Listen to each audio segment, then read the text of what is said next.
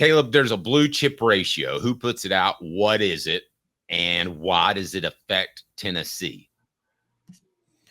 So the blue chip ratio is the longstanding theory. CBS Sports and 247 Sports puts it out that you have to have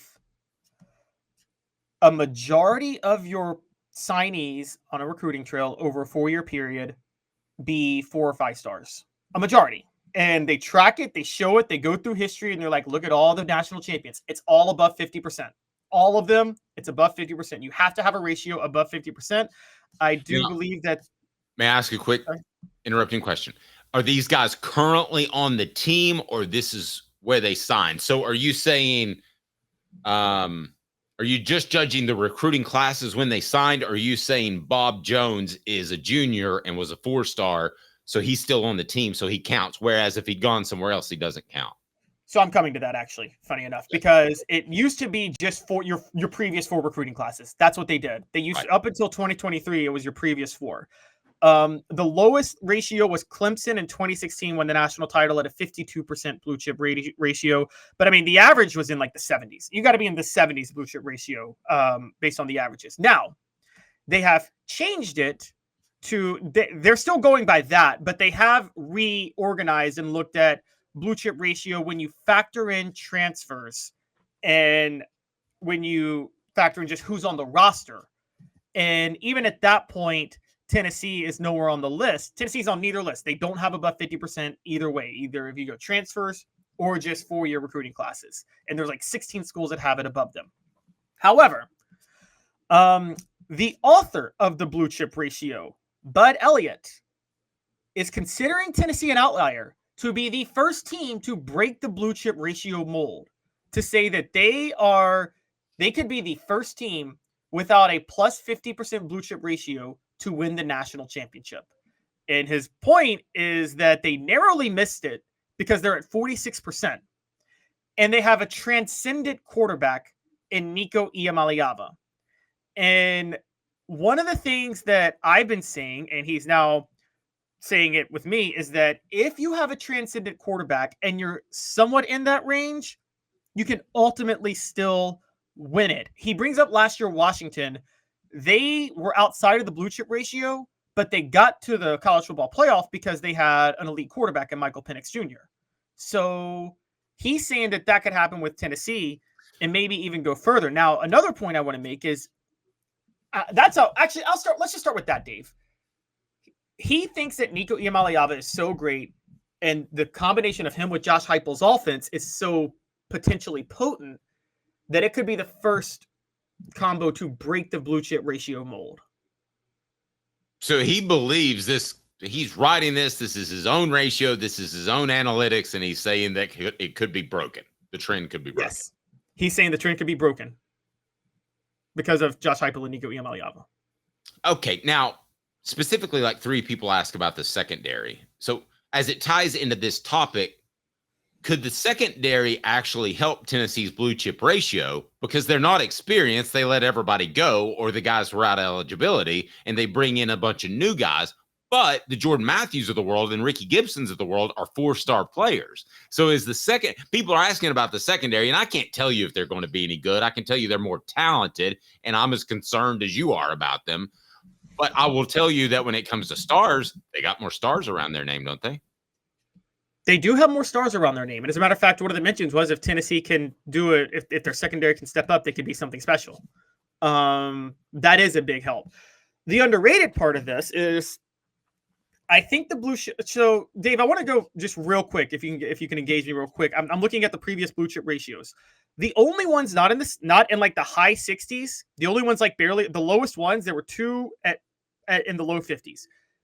There were 3. One was Florida State in 2013 at 53%. They had Jameis Winston, generational quarterback for college, right? Okay. Yes. The other was Clemson at 52% in 2016. Deshaun Watson, generational quarterback, right? Yes.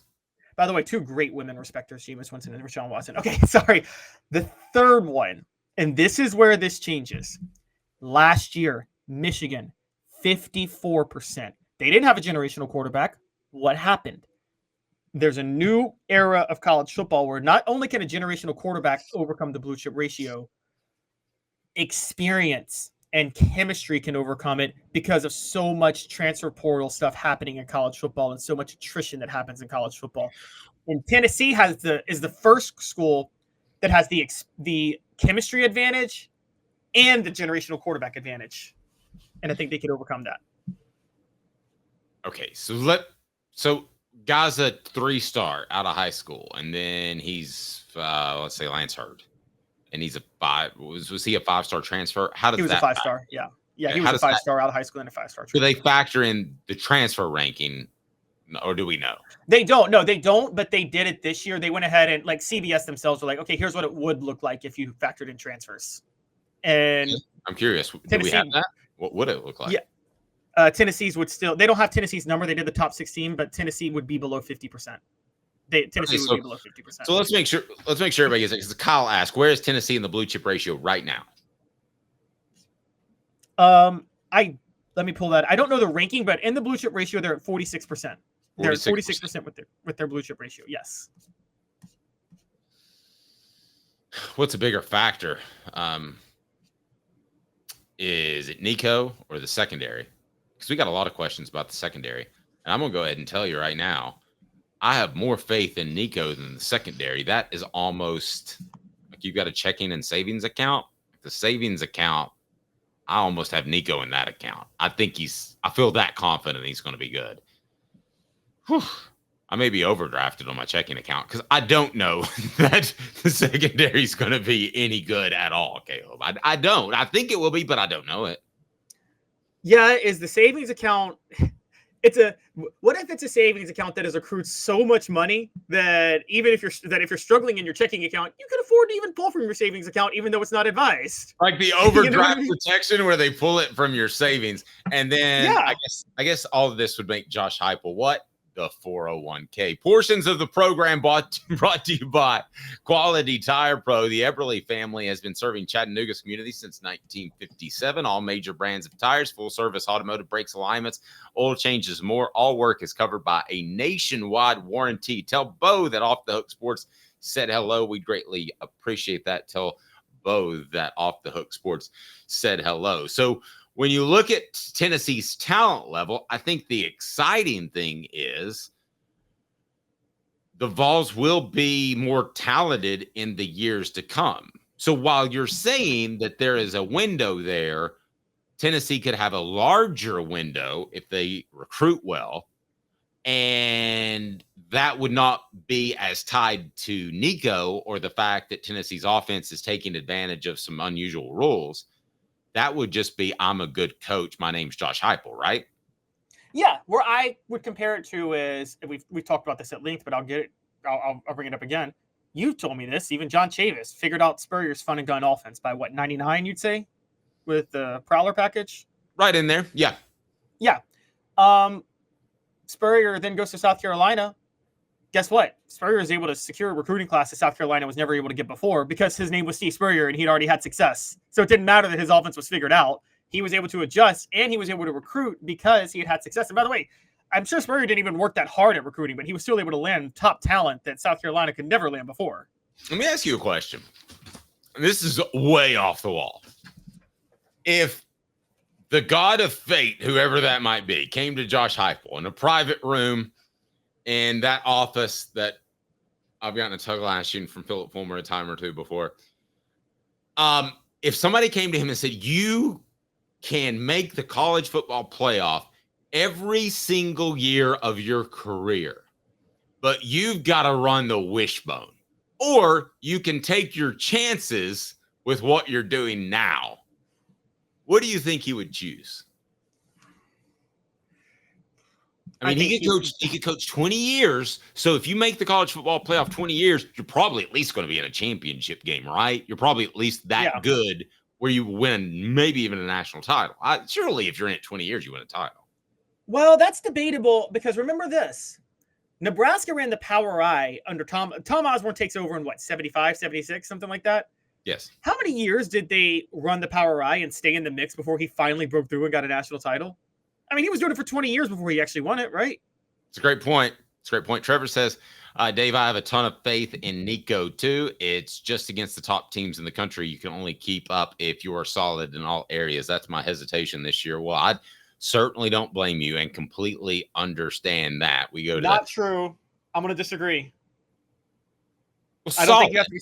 I don't know if you have to be solid in every area. Sometimes I think you can be bad in certain areas and still be very successful. Okay, Michigan was bad at receiver. Okay, you think about this? What's the one position that Tennessee could be bad at and still win a national title? While I tell you about Don Self at State Farm, customer service still matters, guys. It's Don Self at State Farm. Everybody wants that low rate, but donself.net, donself.net. Call 423-396-2126. The number is right below. Donself.net. Customer service still matters. So what's the one position? Have we already proven it that it's secondary, that Tennessee can be? Yeah, it is secondary. Now they can't be as bad as they were against South Carolina in 2021 or 2022, where they gave up a touchdown every single drive. But like, there's bad and then there's transcendently bad. They just don't have to be transcendently bad. They can be bad. One of the biggest things that exposed Derek Dooley, by the way, Dave, when he was hired at Tennessee, and I look back and remember his introductory press conference, and he was asked like, so, where do you really want to focus your... Yeah, it was my date night. I told you that. Oh yeah. When he said dust your bridges off, but when he was asked what do you want to focus on with defense, and his exact quote was, he couldn't even give it real X's and O's answer. He said, well, if you're going to win, you got to be good at everything. I'm like, you just don't know offense or defense or X's and O's, do you? That's what someone who doesn't know ball would say, right? I still ask you what he was great at. The great coaches are always great at something. Kirby Smart's a great defensive coach, especially in the front seven. Nick Saban is great in the back end of a defense. I'm talking about coaching fundamentals. Dooley would say he knows receivers and special teams. That's what he would say. No, I'll give him special teams. I'm not giving him receivers. I think they had talented receivers. I don't think that he produced talented receivers. Would you disagree with that? He knew how to utilize them. I'll say that. And if Justin Hunter doesn't go down, we're talking maybe a little bit of a different story in 2011. But he knew how to utilize receivers. But yeah, he didn't know a lot else. And we don't know how much of that was Jim Chaney anyway.